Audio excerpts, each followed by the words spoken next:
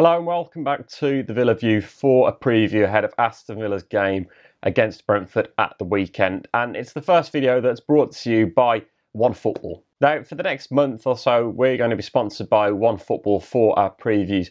OneFootball is a great little app that you can use on your smartphone, whether that's on your Apple, on your Android. You can use it on all your devices to basically check out the latest stats about Aston Villa against the sides that we're playing against and all the other jazz that's like the Premier League, if you really want that, and the Champions League in that as well.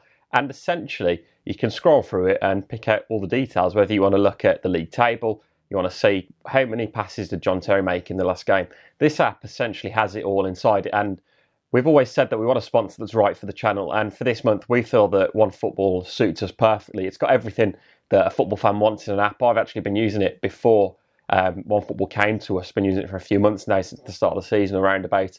I've been using this app to sort of look ahead to games and sort of pull a few stats from it ahead of videos actually, so it fits in really nicely that we can use it for Villa View videos now, and it's a great partnership for us, and hopefully you guys can get involved with it as well, downloading the OneFootball app and checking out the opposition, checking out some of the Aston Villa players and the stats. You can follow them individually as well, so say if you wanted a little bit more information, bit more news about Conor Horan and what he's been up to, you can select him, like star him, and then you get notifications for news specifically about Conor Horan, whether that's Aston Villa or maybe even Republic of Ireland news. It covers it all. It's a brilliant app, and genuinely we wouldn't be pushing stuff to you if we didn't think it was good enough to be on the channel, and we do think this app is something that's beneficial to the fans as well as us. If Dan and I had a Snapchat streak, it genuinely wouldn't be that good because we're that busy. We never seem to be actually able to film a video together. But Dan sent him some footage for the preview ahead of the Brentford game. So let's get into it. Brentford, obviously a team I've got a little bit of a soft spot for as I live near the area, and they're a team I've always followed closely. So it's a game and an opposition that I feel I know quite well. They've not got off to the best of starts. Brentford, Dean Smith spoke about it himself, that he's very, very pleased with how their performances have been, but they haven't got the results to match, and obviously at the end of the day, result is king, and they're sitting bottom of the league with 0 wins, so he's not going to be happy with that. But having seen a few of their games, the highlights for their games, they've been very, very unlucky so far. They've dominated a few of the games they've played in. I mean, the first game of the season away at Sheffield United, I don't know how they didn't score. They've obviously come a bit of cropper in the transfer window. They've lost 3 players to the mob down the road, the Dirty Blue Noses.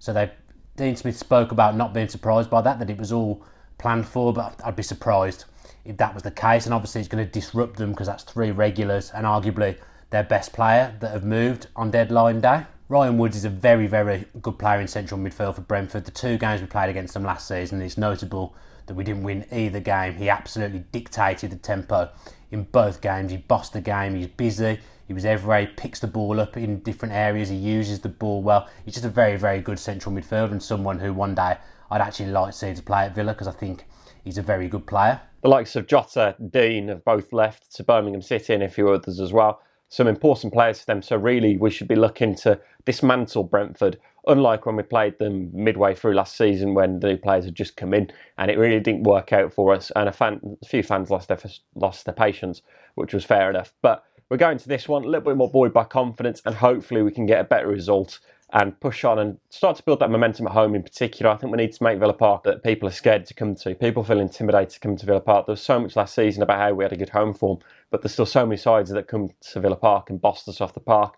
I think we need to play on the front foot on Saturday and actually playing football that suggests we're the home side, playing football that dominates a team and puts them to bed early on and puts a message out there that we are Aston Villa and that we're not going to be pushed around on our own back garden sort of thing. On the Villa side of things, Robert Snodgrass has obviously joined from West Ham prior to the deadline day, and I don't think we'll see him get chucked straight in. I think it would be a bit harsh on some of the Villa players that have started the season reasonably well. Obviously we've scored a few goals in the games gone by after an iffy start, so I think it'd be harsh on the attacking players to see them make way for Snodgrass, but I do think he'll be introduced at some stage either way, depending if the game's going well for Villa or whether it's going badly. I do think at some stage you'll see Snodgrass on the pitch. I'm hoping and praying that we never see that 3 at the back wing back system that we went with away at Bristol City, although I was encouraged by the second half switch around when we went to 4 at the back and when we made the change at half-time, took Samba off, I finally got the sense that Villa were starting to understand the Championship away from home, and it was good that we showed some grit and determination to get back from 1-0 down. Obviously, we've had the home games as well, where we scored a few goals, so the signs are positive going into the game. For us, September is a massive month. The array of home games that we've got and the winnable away games, we've literally got to make a statement in September. Otherwise, I think Steve Bruce is going to be in danger of losing his job. I think he's got to hit a certain points total going into September, and at the end of September, if he hasn't met that total, I do feel like it could be curtains for Steve Bruce. So he'll know, and he'll be reasonably confident and comfortable, to be honest. I think he knows the league.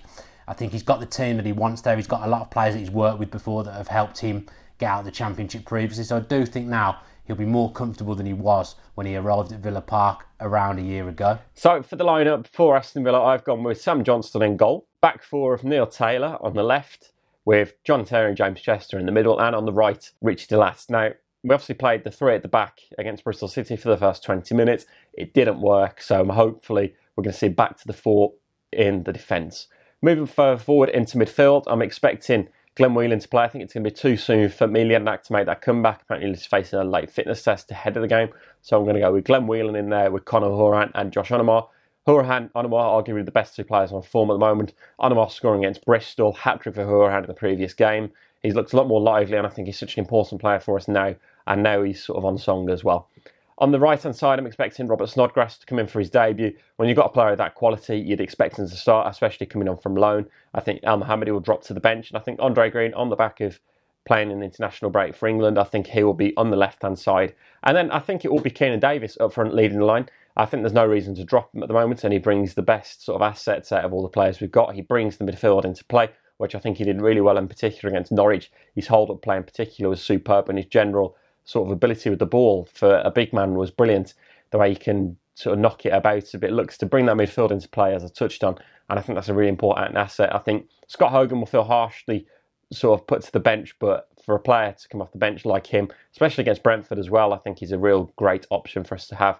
And against Brentford, he's always going to want to put a nail in the coffin, so to speak, against his former side. In the main, the back four and the goalkeeper pick themselves. Obviously, you've got Johnston in goal, Neil Taylor at left back, Chester and Terry at centre back. Having finished the game quite well against Bristol, I think you'll see James Bree coming in right back. I think you'll see a midfield three of Glenn Whelan, Conor Hourihane and Josh Onomah, who has really impressed me since he came in from Spurs.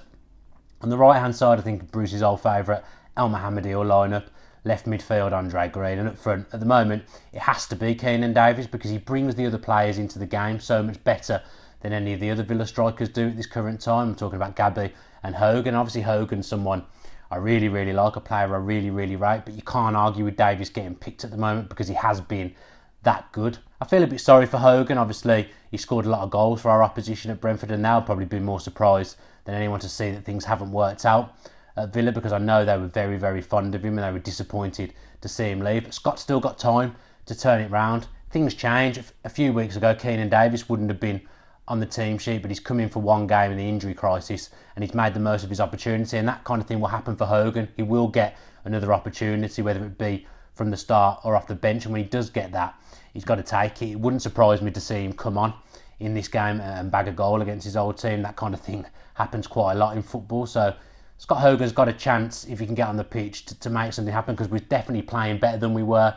when he was starting games previously. We're playing football in a more of a free-flowing manner, especially at Villa Park. So if he gets on, he's got to grab that opportunity with both hands. So for my prediction for the game, I'm going to predict on the FanScore app that Aston Villa will be winning 3-0 against Brentford. Bit of confidence about me today about this one. I'm going to go with Keinan Davis for the first goal scorer as well, with the other two coming from Conor Hourihane and Snodgrass on his debut as well. Score-wise, I'm going to go for a 3-1 to Villa. I do think this will be a tougher game than people think, and I am worried that Brentford are due some luck, because as I say, they have played well with no reward so far. First goal scorer, I'm going to go with... I'll go with Keinan Davis. He's going to get off the mark sooner or later, and hopefully it'll be this weekend against Brentford. But as I say, I'm very wary of them, because I do think they're a good footballing side, and they're the kind of team that we didn't deal well with last season. I remember them and Huddersfield coming to Villa Park in September when we were relatively inexperienced in the Championship, and in the second half they played us off the park. So it's important that we don't let that happen again. But I do think now we're finally, about time, starting to get to grips with the Championship, and if we can get a few wins together, it'll be unreal for us. That's what we need. We need to get consecutive wins together to get ourselves at the table, and I don't believe we'll get a better opportunity at doing that than September, starting with the Brentford game. So if you have enjoyed this video, then please do drop us that like below, commenting your thoughts ahead of the game, and also saying if you've downloaded the OneFootball app as well. It's a really great app, and I must say, go and check it out if you haven't already done so. And if you are new to the Villa View, then please do subscribe with your post notifications on. If you enjoyed that video, why not watch another? Click the video choices on screen now to go and watch them in full. Be sure to subscribe to the channel by clicking our logo there on the left. Easy peasy.